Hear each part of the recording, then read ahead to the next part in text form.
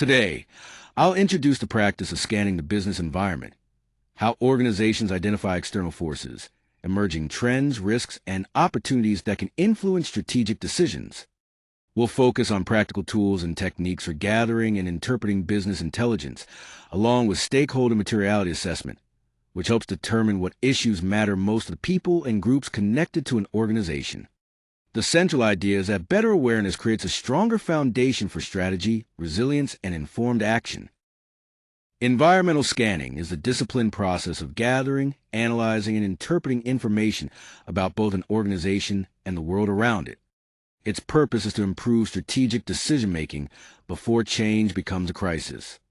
Effective scanning helps organizations anticipate shifts, reduce risk, and identify opportunities early, often before competitors do.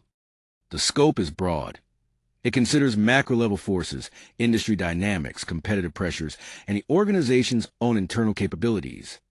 Looking at these areas together provides a more complete picture of where the organization stands and how it should respond. Organizations operate within three nested environments, and each one calls for a different kind of strategic scanning. The macro environment includes broad forces such as politics, the economy, society, technology, law, and ecology. The industry environment narrows the focus to the competitive forces that influence profitability within a specific sector. Finally, the internal environment looks inside the organization at its resources, capabilities, culture, and competencies. Together, these layers connect external conditions with competitive realities and the organization's own ability to respond. PESTLE analysis gives me a structured way to scan the macro environment, so important external forces do not go unnoticed. The 6 dimensions are political, economic, social, technological, legal, and ecological. Political factors include regulation, trade policy, and government stability. Economic factors cover GDP, inflation, interest rates, and consumer spending. Social analysis looks at demographics, cultural trends, and workforce attitudes. Technological factors include innovation and automation, while legal factors address employment law, intellectual property, and compliance. Finally, ecological factors include climate risk, sustainability mandates, and resource scarcity.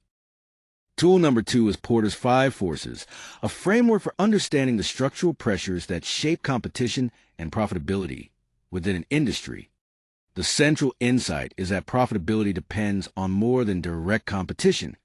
Rivalry can erode margins, while shifts in supplier and buyer power change pricing leverage across the value chain. We also need to assess how easily new competitors can enter and whether substitutes can weaken demand. Used alongside PESTLE, this tool connects broad macroeconomic or political changes to shifts in industry structure. Tool number 3 is SWOT analysis. It connects what we learn about the external environment with what we know about the organization's internal capabilities. Its value is in turning analysis into strategic direction. SWOT brings together insights from PESTLE and 5 Forces, then places them alongside internal capability data. That combination creates a more complete picture of the organization's position, helping us identify, formulate, and prioritize initiatives that respond to both external conditions and internal strengths or limitations. Scanning the internal environment means looking closely at what the organization can directly control, including its resources, processes, and culture. 2 complementary tools help structure this assessment. Value chain analysis maps the organization's primary and support activities, revealing where value is created and where costs might be reduced. The resource-based view, or RBV, evaluates whether resources are rare, difficult to imitate, and effectively embedded in the organization. Together, these tools help identify internal strengths that can support a sustainable competitive advantage. Stakeholder materiality helps us focus on concerns that can genuinely shape an organization's direction. Stakeholders include investors, employees, customers, regulators, communities, suppliers, and NGOs, essentially anyone who affects or is affected by the organization. An issue is material when it substantially influences the organization's ability to create value or affects how stakeholders make decisions. That means priorities can differ across stakeholder groups, and some groups may have greater influence than others. The goal is to identify which issues deserve strategic attention, reporting, and resources. The materiality matrix helps us determine which issues deserve the greatest focus. We begin by building a comprehensive list through stakeholder surveys, media analysis, and peer benchmarking. Then, we rate each issue according to two dimensions: its impact on the business and the level of concern among stakeholders.